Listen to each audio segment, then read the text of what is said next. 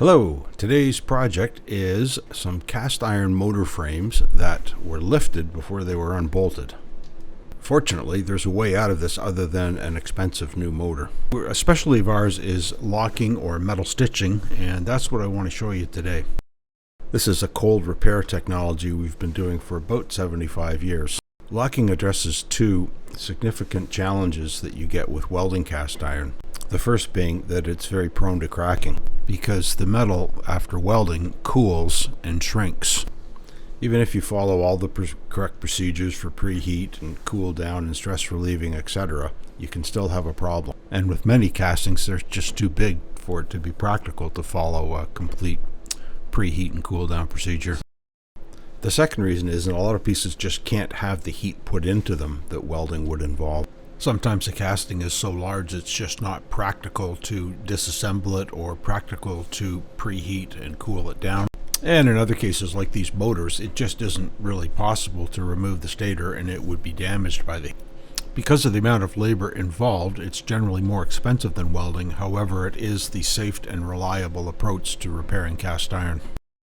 4 motors arrived, 3 with 1 foot broken off and 1 with all 4 feet broken off. And what I want to show you here is the herculock repair process we use to get all 4 back into service for a fraction of what new motors would cost. The first step is to mill away the damaged areas, and then we start fabricating replacement feet out of pieces of mild steel. On the most badly damaged motor, we had to fabricate 4 new feet, and we used this crossbar you can see in the photo that we tack to the cooling ribs. It just holds everything in place while we get ready to start metal stitching or locking. The locking process starts by laying out a series of holes perpendicular to the crack, or in this case seam, between the parts. Using a drilling jig, the holes are started, and then lots of work put into drilling the holes to depth.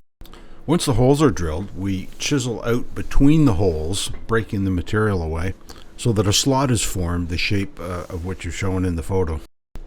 We make the locks out of a very high tensile strength material, and they're made to mimic this shape. They get swaged into the slot with an air hammer. This does a couple of things. It work hardens the annealed stitches as well as upsetting the metal into the bottom of the slot, causing it to press out against the sides of the slot. The size of the locks, the depth of the slot, and the number of locks that go into the slot and get swaged in vary by the nature of the job. Here you can see the process being repeated along one of the longer seams. Once the locks are all swaged into position, we go along the crack or seam and drill and tap repetitively to install the lacing. This is done using low tensile strength bolts that we anneal and then drive into the hole and break off. This does a few things. By overlapping them, the crack in a repair job is completely eliminated, creating a watertight seal. It also creates some tension preload on the locks. And that's it. With a bit of grinding, it's hard to know there was ever a break there. And these motors are ready to go back to the customer. In 2025, herculock joined with Ward Industrial Equipment. Combined, we've got lots of capabilities and do engineering and design build, metal processing, laser cutting, coatings and sandblasting, cold cast iron repair, brazing cast iron repair, babbitt bearing replacement, have a large MRO machine shop and a large CWB certified weld shop. Let us know if we can help you. Thanks for watching.